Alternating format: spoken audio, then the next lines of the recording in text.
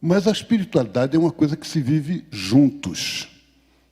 Pode começar, Paulo. E a gente percebe que a grande experiência da cidade, ontem eu fiquei aqui comovido, eu vi várias pessoas comovidas, vi gente chorando, né, com a apresentação do Júlio e dos companheiros, dos irmãos e irmãs, né, dos sofredores de rua que vieram aqui. E o que é que a gente tira dali? É primeiro que a cidade, que o próprio nome lembra cidadão, quer dizer, habitante, né? Pessoa que tem direito, que está ali, que está, né? Que é próprio da cidade. As nossas cidades não são lugares de cidadania, pelo menos para a maioria das pessoas. As nossas cidades são excludentes. E a espiritualidade da gente é a experiência de que a gente ouve a voz de Deus de fora, fora dos muros do shopping, fora dos muros da elite, fora dos muros. Não é isso ou não? Então, a experiência nossa é a gente viver a espiritualidade na contramão, não na mão. Então, a dimensão libertadora da espiritualidade na militância social e pastoral, a gente vive no conflito, na resistência. Quem é cidadão e quem não é? Aí a gente vê essa história de que no mundo greco-romano os cristãos eram os paroiké. Paroiké eram as pessoas sem cidadania, né? Os migrantes ou residentes, mas que não tinham estatuto de cidadãos. Seria como os estrangeiros aqui no Brasil, que têm um visto permanente, né?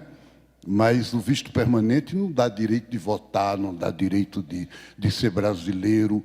Então, nós descendemos dos primeiros cristãos que viviam isso. Daí vem o nosso nome paróquia. A paróquia é isso aí. Vamos passar, Paulo? Quer dizer, se eu vivo a espiritualidade como se fosse numa cápsula espacial. Na cápsula espacial, o astronauta tira aqueles escafandros todos e ele está normal.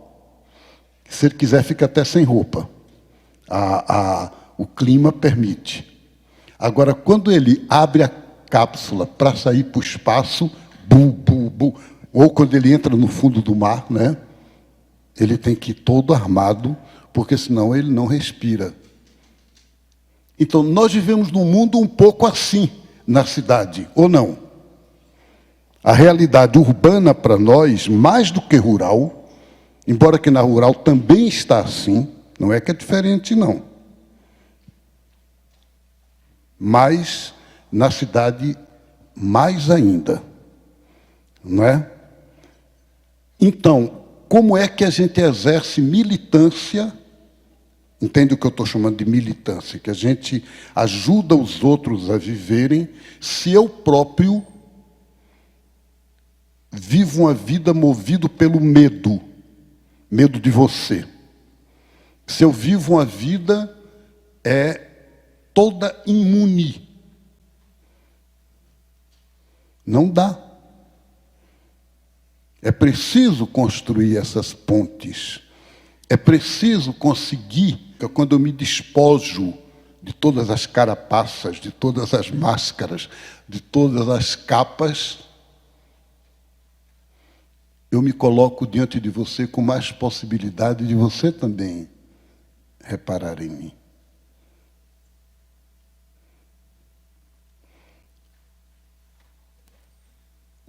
Eu gostaria muito que hoje, nessa conversa da gente, esse lado do viver a espiritualidade, no sentido do viver a afetividade, a relação humana, a humanidade da gente, no plano mais profundo, fosse o primeiro elemento a ser considerado.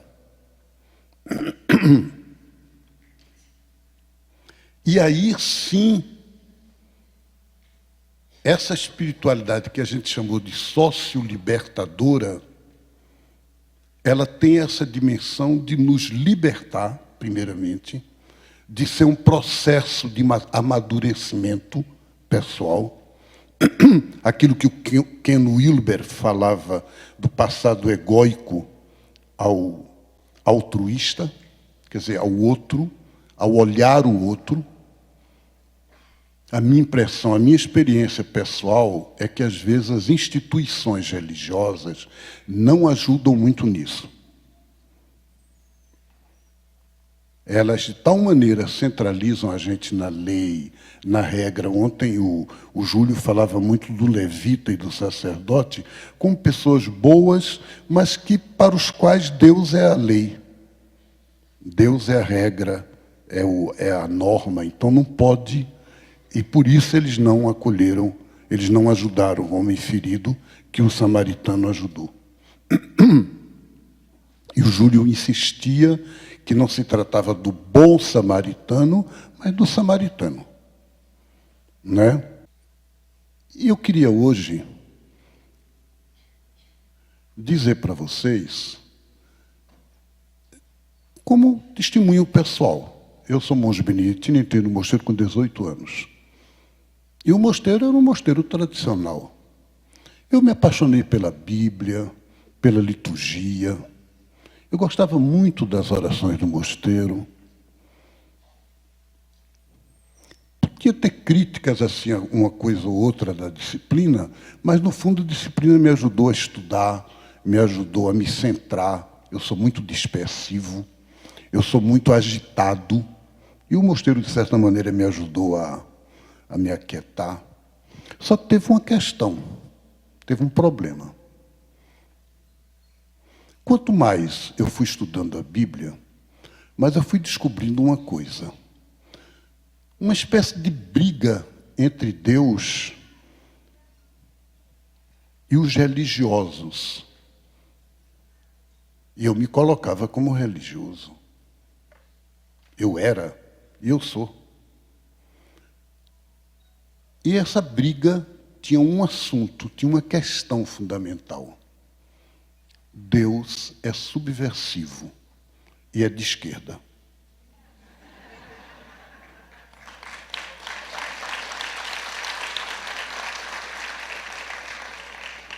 E os religiosos tinham uma tendência de ser de direita. É mais fácil, está mais de acordo com a instituição, está mais de acordo com as autoridades, acreditam no poder, na ordem.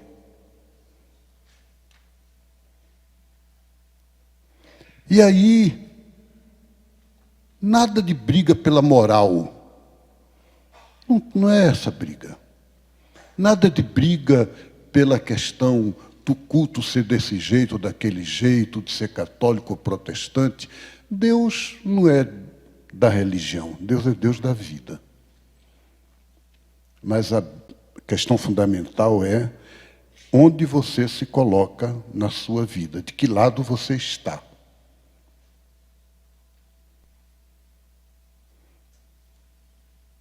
E parece que é uma briga sem fim. Os próprios profetas, o próprio Moisés, no Êxodo, a Bíblia inteira, Deus jogando o pessoal, propondo uma transformação, uma revolução profunda na vida toda, em tudo, e as pessoas que acolhem, que escutam, dizendo sim, sim, mas... Entendeu? E aí, à medida que eu fui percebendo, que eu fui descobrindo isso, eu comecei a não ser mais capaz de viver aquela espiritualidade que antes eu aprendi, e que eu vou dizer uma coisa para vocês, até quase com... Eu não quero de jeito nenhum criticar ou falar mal de tanta coisa boa que eu aprendi com os mosteiros, com os beneditinos. Eu sou muito grato. Mas eu tenho que confessar que a espiritualidade é um tanto narcisista. Sabe o que é narcisista, né? Quer dizer, olha para si. E aí, quando eu entro numa casa, que eu vejo aquele quadro do coração de Jesus assim, e aqueles anjinhos embaixo, olhando assim, e as pessoas piedosas de joelho, né? Ou, por exemplo, agora no Recife, começar a acompanhar um grupo de jovens que estão meio ligados assim ao movimento carismático, e aí eles topam conversas ótimas, estudo e tal. Agora, tem uma coisa, todo encontro tem que ter adoração eucarística. E como é a adoração eucarística? Então, você tem que expor o Santíssimo Sacramento e as pessoas cantarem aqueles cânticos bem suaves, bem bonitinhos, bem maravilhosinhos, aquela música assim, entendeu? Aí eu comecei a pensar, que Deus é esse? Aí vou para umas irmãs amigas minhas e elas dizem, Nossa Senhora apareceu em tal lugar. Em todo lugar que Nossa Senhora aparece, o que ela diz primeiro é, quero que construam para mim aqui uma igreja, um santuário. Aí eu olho a Bíblia inteira, não encontro em lugar nenhum na Bíblia que Deus pediu para construir santuário. Se tem um Deus que é para fora, que é para o mundo, que é para a gente, que não é para Ele, é o Deus da Bíblia. Inclusive diz a Moisés, nunca pedi a vocês para construir santuário, para construir templo. Nada de templo de Salomão. Não é? O próprio judaísmo, a corrente é outra. O caminho é outro. Não é o templo. A espiritualidade na cidade é templo ou é outra? E como é outra? Numa igreja católica ou protestante, de paróquia, de templo, de santuário, de culto. E aí, quando você vê uma pessoa que não consegue desligar o celular, não estou nem falando de computador, que deita com o celular ao lado, aí o celular faz tim, tim, tim, ele acende, apaga de novo, que está aqui com o celular ligado. Já vi padre celebrando a Eucaristia e tirando o celular do bolso, dando uma olhadinha e dando de novo.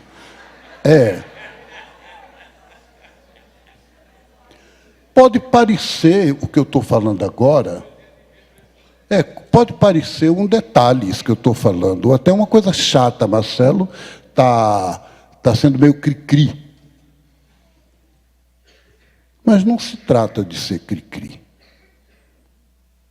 Vocês estão percebendo o que eu estou dizendo? Se trata de ser inteiro. Eu agradeço a Deus ter celular. Eu gosto. Eu acho importante a comunicação, inclusive virtual. Não tenho nada... Deus me livre de falar contra isso aqui.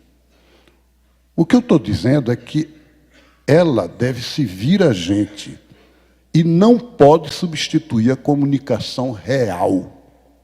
Não é isso? Ela é para ajudar. Ela é para auxiliar. E tem momentos em que a gente precisa da gente, de estar na gente, que não funciona o virtual. Tem que ser mesmo o real. Você habita consigo mesmo? Consigo mesma? Como é que a gente sabe que habita consigo próprio? Como é que eu posso dizer que eu habito comigo mesmo? Que existem duas formas da gente entrar na gente mesmo. Existe uma que seria negativa. Ensimesmado, você é uma pessoa ensimesmada, você é uma pessoa que vive para si próprio. Você é alguém que tem um eu maior do que você. É um superego, mas não um superego no sentido freudiano, no sentido um ego imenso. Então, isso não é o que a gente está propondo de espiritualidade, gente. O que nós estamos propondo é a interioridade. É o habitar consigo mesmo no ponto de vista do acessar em nós aquilo que o Mariá Courbis chama de a qualidade humana profunda. Ser a gente mesmo. Quando Jesus diz a Natanael, aí está um verdadeiro israelita, no qual não há falsidade, não há dolo, não há duplicidade, a palavra grega. Quer dizer, ele é inteiro. Quando Jesus diz no Evangelho, felizes os puros de coração, porque verão a Deus. Aí eu perguntei ao abade, quer dizer o quê? Pessoa casta, que não pensa em sexo? Ele disse, não tem nada a ver com sexo, não. Aí eu disse, o que é que tem a ver, então? Ele diz, pessoa que é inteira, que não é dividida. O feliz, os puros de coração, é felizes aqueles que o coração é total, é absoluto, é inteiro. A alegria do amigo é ver o esposo com a esposa. Significa, a alegria minha se completa, porque preciso que ele cresça e eu diminua. Quer dizer, eu estou falando agora desta interioridade, desse assumir-se a si mesmo na minha verdade interior. Está claro, gente, agora? Que não é a questão do egoísmo, do eu no sentido egoísta, né? E aí, conclusão da história. Eu só sou eu com os outros e a partir dos outros. Os Zulus têm uma palavrinha que eles dizem Ubuntu, não é? Eu sou porque você é. Se você não for, eu não sou. Podemos cantar juntos. Vou-me embora dessa terra, para outra terra eu vou. Olodumaré. Sei que aqui eu sou querido, mas não sei se lá eu sou. Olodumaré. O que eu tenho pra levar é a saudade desse chão, minha força, meu batuque, heranças da minha nação. O que eu tenho pra levar é a saudade desse chão, minha força, meu batuque, heranças da minha nação. Ainda me lembro do terror da agonia, como um louco eu corria para poder escapar. E num porão de um navio, dia e noite, fome, sede, o açoite, conheci, posso contar que o destino quase sempre foi a morte. Muitos só tiveram a sorte da mortalha ser o mar.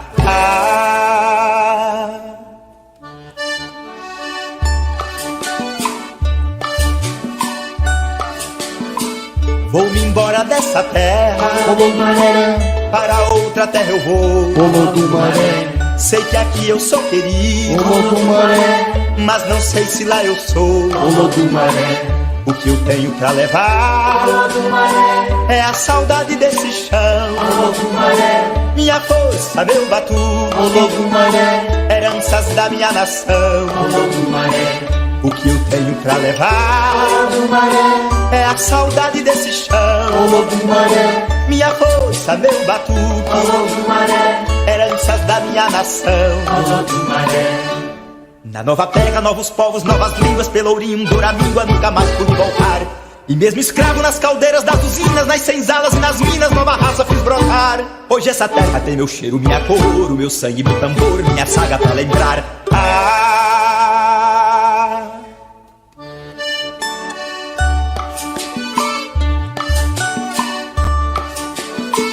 Vou-me embora dessa terra, para outra terra eu vou. Sei que aqui eu sou querido, mas não sei se lá eu sou. O que eu tenho pra levar é a saudade desse chão. Minha força, meu batuque, Pode parar. heranças da minha nação.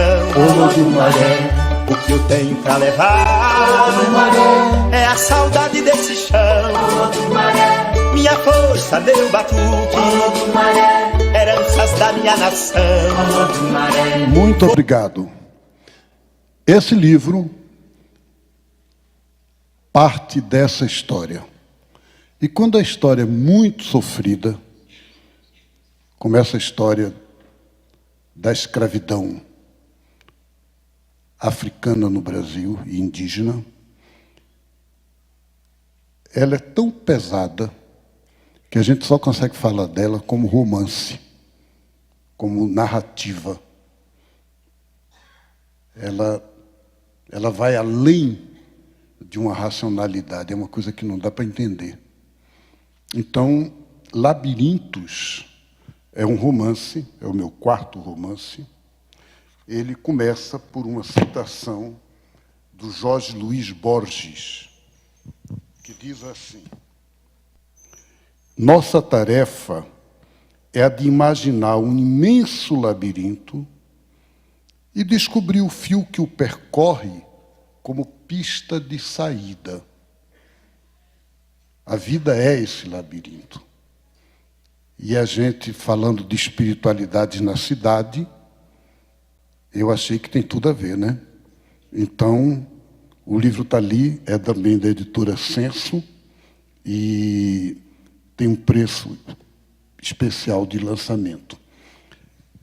Do mesmo jeito, esse aqui, Teologias da Libertação para os Nossos Dias, é uma tentativa de responder essas perguntas. Como é que está a teologia da libertação hoje? Quais são os desafios atuais? Como é que a gente consegue responder a esses desafios? Então, o livro tem 3 partes, como vejo o Gai agir, né? Começa partindo desse anseio humano da libertação que está em todos nós, depois aprofunda com a parte bíblica e até olhando um pouco as outras espiritualidades também, e na terceira parte, o que é que a gente aprende das espiritualidades indígenas, da teologia negra, da teologia feminista, e outras teologias, gay, queers, o que tiver, né? Então, por isso se chama no plural, Teologias da Libertação. E é um livro escrito como num diálogo, numa conversa. Não é um livro acadêmico. Eu não sou da academia, então não escrevo livro para academia. Então é um livro para a gente conversar, né? O pessoal que leu diz que é fácil de ler, que é um livro que não responde a tudo, mas que encaminha as respostas, que dá chaves de leitura para você continuar pesquisando. Tá certo, gente?